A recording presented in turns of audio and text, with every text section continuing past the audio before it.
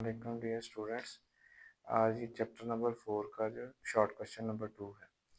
अच्छा, इसमें क्वेश्चन ये है कि एक आपके पास 10 किलोग्राम का मास है, उसको 10 मीटर हाइट पर लेके जाना है। यानी आपने फोर्स लगा के उसको लिफ्ट करना है और उसको 10 मीटर हाइट पे लेके जाना है। तो आपने वर्क डन कैलकुलेट करना है, लेकिन एक कंडीशन है कि किलो जूल में वर्क कैलकुलेट करना है। स्टार्ट करते हैं। ये एम मास है 10 kg। आपको पता है कि इसको उठाने के लिए हमें इसके वेट के बराबर फोर्स लगानी पड़ेगी। तो ये जो केजी किलोग्राम होता है ना, ये मास का यूनिट है। हम पहले हमेशा मास को जी की वैल्यू ग्रेविटेशनल एक्सेलरेशन से तरफ देते हैं, तो वो फिर वेट बनता है। यानी इस मास का जो वेट होगा वो मास मल्टीप्लाई ग्रेविटेशनल एक्सेलरेशन, ये वेट होगा। ये वेट वो फोर्स है जो जमीन इसके ऊपर लगा रही है और इसको अपने सेंटर की तरफ खींच रही है। हमें अगर इस मास को लिफ्ट करना है तो हमें कम से कम फोर्स जो लगानी पड़ेगी वो मैग्नीट्यूड में इस m मल्टीप्लाई जी यानी इसके वेट के बराबर होगी।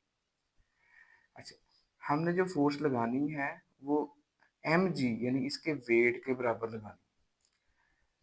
अच्छा, इसके वेट से ज़्यादा फोर्स भी नहीं लगा सकते। वजह उसकी क्या है?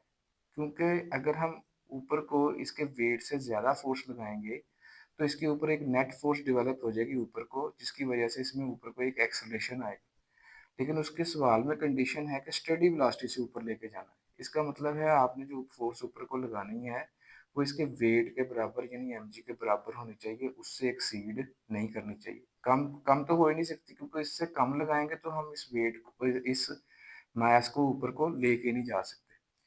अच्छा, तो ये फोर्स लग गई mg के बराबर ऊपर को, और ऊपर को ही डिस्टेंस लेके गए कितना, 10 मीटर।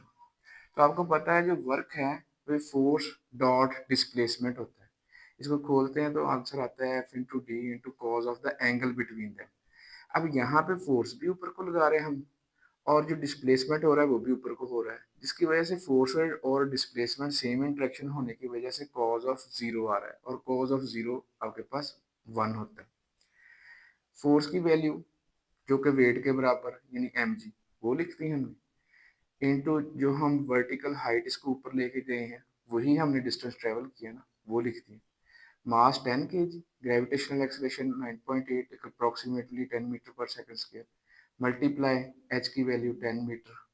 अच्छा, इसको मल्टीप्लाई करेंगे आपके पास 1000 आंसर आएगा, और 1000 जूल आंसर आएगा। अभी हमने इसके किलो जूल बनाने हैं।